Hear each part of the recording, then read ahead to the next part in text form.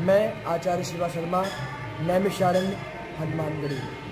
आप जिस स्थान पे हैं इसका संपूर्ण नाम हनुमानगढ़ी 5 पांडव किला है। आप त्रेता युग में आ जाइए। बंधु समेत जबै अहिरावण ले रघुनाथ पाताल सिधारो।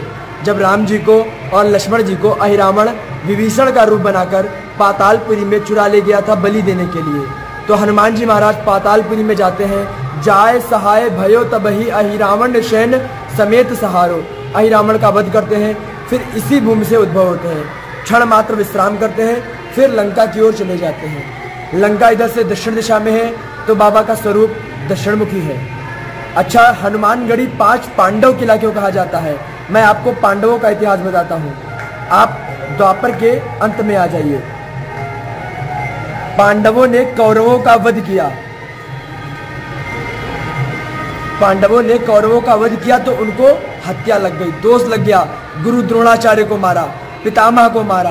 तो श्री कृष्ण भगवान ने कहा, यदि तुम नैमिषारण्य की धरा पर यज्ञ करोगे, तप करोगे, तो निश्चय ही आपके पाप मुक्त हो जाओगे।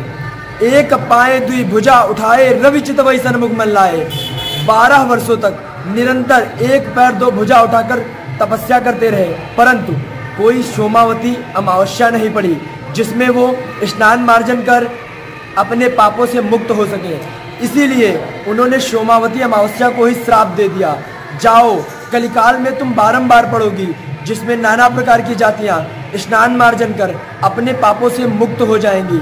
यही इसी वजह से कलिकाल में प्रतिवर्ष सोमावती अमावस्या पड़ती है, जिसमें हजारों की तादाद में, लाखों की तादाद में प्रतिवर्ष आकर के स्नान कर करके अपने पापों से मुक्त हो जाते हैं। इसी वजह से ये हनुमानगढ़ी 5 पांडव किला के नाम से विख्यात है। हनुमान जी महाराज दक्षिणमुखी हैं। विश्व में 3 हनुमानगढ़ियाँ हैं। प्रयागराज में लेटे हुए, अयोध्या जी में बैठे हुए और नैमिषारण्य में खड़े हुए। बाबा की विशेषता है, यदि किसी व्यक्ति के ऊपर शनि, राहु, केतु, मंगल ग्रह अरिष्ट होते हैं, कष्ट दे रहे होते हैं, तो बाबा का दर्शन मात्र से ही ग्रह कष्ट देना बंद कर देते हैं। यहाँ पर प्रति मंगलवार और शनिवार को श्री हनुमान जी महाराज का विशेष अभिषेक किया जाता है, जिसमें 1.25 किलो देसी घी, 1.25 किलो पारे का बंधन, मुख में 1.25 किलो लड्डू, यह संपूर्ण सामग्री लगा करके 21 मीटर फूलों की माला, 3 मीटर का वस्त्र, ऐसी संपूर्ण सामग्री को मिला करके श्री बाबा का अभिषेक किया जाता है। और यहाँ पर साधु संतों का नित्य भोज चलता है। जो व्यक्तिगण, जो भक्तगण जिनके ऊपर शनि, राहु, केतु, मंगल ग्रह अरिष्ट होते हैं, वह श्री हनुमान जी महाराज का दर्शन करने से उनके कष्ट मिट जाते हैं। यदि कोई व्यक्ति या भगवान श्री हनुमान जी महाराज का अभिषेक, भंडारा कराना चाहता है तो वह भी करा सकता है। इसी प्रकार श्री हनुमानगढ़ी संस्थान हमारी चलती रहती है। मैं हनुमानगढ़ी संस्थान की ओर से आचार्य शिवा सभी को जय श्री राम, जय श्री राधे, जय जय श्री राम। और ये एक सवाल है, ये सावन कुंड के बारे में बताइए। ये बहुत बड़ा लग रहा है, ये क्या विशेष है इसका? सतयुगे नैमिषारण्ये त्रेतायाम च पुष्करे द्वापरौ कुरुक्षेत्रे कलौ गंगा प्रकीर्तिते। ये नैमिषारण्य तीर्थ सतयुग का तीर्थ है। इसमें 88,000 शौनकादि ऋषियों ने तप किए, यज्ञ किए। यज्ञ की बहुत विशेष प्रधानता है हमारे सनातन धर्म में, क्योंकि यज्ञे सर्वे प्रतिष्ठम तस्माद यज्ञम परमम वदंती। आप यज्ञ करते हैं तो यज्ञ का मतलब होता है भगवान को आप निवाला देते हैं। यदि हम कहते हैं गणेश जी का आवाहन करके गणेश जी की आहुति देते हैं, कहते हैं ओम गणेशाय स्वाहा, तो इसका मतलब यह होता है कि आप गणेश जी को निवाला खिला रहे हैं। यहाँ पर हर कण कण में ऋषि मुनियों का वास है। 88,000 शौनकादि ऋषि, 3.5 करोड़ तीर्थ, 33.5 करोड़ देवताओं की यह भूमि है। इस वजह से यज्ञ का यहाँ बहुत ही विशेष महत्व है।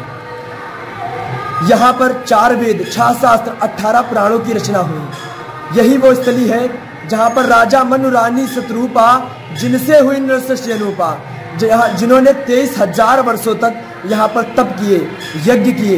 तो यज्ञ का विशेष महत्व है। मेरा मानना ये है कि प्रत्येक व्यक्ति को प्रतिदिन यज्ञ करना चाहिए। यदि वह प्रतिदिन यज्ञ नहीं कर सकता तो उसे साप्ताहिक यज्ञ जरूर करना चाहिए। यदि वह साप्ताहिक यज्ञ भी नहीं कर पा रहा है या किसी कारणवश उसका नहीं हो पा रहा है तो प्रतिमाह उसे यज्ञ जरूर करना चाहिए। अगर यह भी नहीं हो पा रहा है तो 6 महीने में एक बार यज्ञ जरूर करना चाहिए। यज्ञ सबसे महत्वपूर्ण होता है मनुष्य के जीवन में, तो यहाँ पे यज्ञ की प्रधानता है। इसी वजह से जो व्यक्तिगण यज्ञ करते हैं, नित्य भगवान को भोग देते हैं, वह सदैव सुखी और संपन्नता से परिपूर्ण रहते हैं। ये इसी के साथ मैं अपनी वाणी को विराम देता हूँ। और ये मुझे ये बोला गया इधर राम जी ने हवन किए बोल के, ऐसा ही क्या? जी, ये रामादल की 33 करोड़ की जैसे परिक्रमा चलती है, परिक्रमा मार्ग, इसी भूमि में ये 84 कोस भूमि मंडल है। अभी आप आए हैं, ये फाल्गुन माह में शुक्ल पक्ष की प्रतिपदा से 9 दिन का ये पड़ाव प्रारंभ होता है। यहीं से प्रारंभ होता है 9 दिन की परिक्रमा। जैसे कोरोना हुआ, जरिगमा हुआ, दधना मऊ हुआ, बर्मी हुआ, इस प्रकार से 9 पड़ावों में आरण्य 9 जगह जंगलों में जा करके ये यहाँ पर 9 दिन का प्रारंभ चलता है। तो इसका मतलब ये रहता है कि इसी भूमि में, ये 84 कोस की भूमि मंडल में ही श्री रामचंद्र जी के द्वारा अश्वमेध यज्ञ किया गया। पांडवों ने 12 वर्षों तक यहाँ पर तपस्या की, तप किए, यज्ञ किए, तो ये वही तपोस्थली है। इसी वजह से कहा जाता है इसी भूमि पर 33 यानी कि 84 कोस भूमि मंडल में यज्ञ हुए। 12 वर्षों तक पांडवों ने यज्ञ किया, यही वो तपोस्थली है, यही वो भूमि है। इसी वजह से यहाँ पर यज्ञ करने से नाना प्रकार के सुखों की प्राप्ति होती है। इसी वजह से यज्ञ, मैं तो कहता हूँ हर एक व्यक्ति को यज्ञ जरूर करना चाहिए। यदि वह साप्ताहिक यज्ञ नहीं कर सकता, साप्ताहिक का मतलब क्या है? हर एक सप्ताह में एक दिन उसे नियत करना चाहिए। जो भगवान का आराधना करता है, जिस भगवान की पूजा करता है, वह उन्हीं भगवान के नाम से सामूहिक यज्ञ करे। अपने परिवार जनों को बिठा करके वह यज्ञ जरूर करे। जैसे जिस प्रकार हम घर पे अपने पूजा करते हैं, नित्य कहते हैं कि भगवान का स्मरण करें, पूजन करें, जिससे नाना प्रकार के सुखों की प्राप्ति होती है। उसी प्रकार भगवान का नाम लेकर उनको भोग दे। यज्ञ का मैंने बताया ना, यज्ञ का मतलब होता है जो भोजन करते हैं आप स्वयं, वही आप यज्ञ करते हैं तो भगवान को निवाला मिलता है। बिल्कुल। मैं अपनी वाणी को विराम देता हूँ। जय जय सिया राम, जय जय श्री राधे। बोले अनंत बलवंत हनुमंत लाल की जय। नैमिष व्यास पीठाधीश्वर की जय हो। हनुमानगढ़ी पीठाधीश्वर महंत श्री बजरंगदास जी महाराज की जय हो। श्री श्री 1008 पवनदास जी महाराज की जय हो। सब संतन की जय हो। सनातन धर्म की जय हो। जय जय सिया राम।